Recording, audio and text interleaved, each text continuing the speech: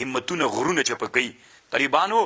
د لوړ همت څښتنان سئ دا تاسو چې اوس دلته د مدرسې ته راغلي که نه وایي چې بس مازې یو اخوند غوندې رانه جوړ شي که نه په وزارت معارف کې مازې یو مامور غوندې سمځتي بس ته نه طالبانو دومره واړه همتونه به دي نه وي دلته چې راغلی داسې به همت وي یا الله پاکه که لویې دورې نه خلاص وم یا به انشاءالله د امام ذهبي غوندې ځان خامخا جوړوم په تاریخ کې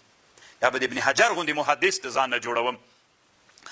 او دا لفظي تحقیقات خو پرېږدئ طالبانو یا به د ابن خلدون غوندې د علم اجتماعیاتو سړی د ځان نه جوړوم خبر پوهېږي داسې د همتونه شرمېږئ مه په دې باندې چې والله چې زه به هغسې سم که به نه سمه زه چې هغسې سم که به نه سم بیا به هغه در نه جوړي که نه غوږو به در نه جوړي چې به م نه د لوړ همت څښتنان ځانونه نه جوړ کړئ خبر پوه شئ اهداف مو څوک وګرځوئ دغه کتاب کې امام غزالي لیکلي دي وایي چې دا ذوالقرنین وړکی مور به یې په غېږ کې راوړ وایي د قسطنطنیې هغه ته به یې راوړ هغه متحف ته موزیم ته به یې راوړ هلته به یې چې راوړ په غېږ کې به یې نیولي وایي ورته ویلې هلته عادت دا و چې واړه به یې راوستل موزیم ته بیا به هغه حکیم ورته ویلې چې د وړکی پرېږده چې دې کې کوم شی ده ته خوند ورکوي په هغه لاس کېږدي ذوالقرنین طالبانو په هغه باندې لاس کېښود په تاج باندې مور یې ورته ویلې راځه بچیه دا څه کوې تاج بیا به وایي ورځ کې غریب سړي زوی نو خو تا سره بیا ورغی بیا به یې لاس بیا به ورغی بیا یې لاس کېږي نو اخر طالبانو ورته وویلې چې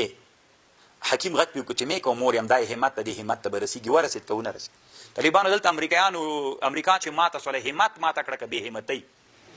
کله چې امریکایان راغلي دي تاسې به لا ډېر په یادېږي نه انسانانو به داسې ویلې امریکا سره جنګ غر به لرې سي موږ سانکو کې هلته غر وي دا غر به لرې سي امریکا نه ماتېږي ځکه دا بیخي وتلې نه ده یوه ورځ راغله که مات سو که نو طالبانو د انسانانو عزمونه کمزوري سوي دي پرون مو څومره ښه خبره وکړه مرهټیانو سره چې کله هغه جنګ وکړو محمود غزنوي وایي زه په دې باندې پوه سوم منارې کیسه ورته کوله زه په دې پوه سوم چې عزمونه ماتول کوي ډېروالی ماتول نه کوي څوک ماتول کوي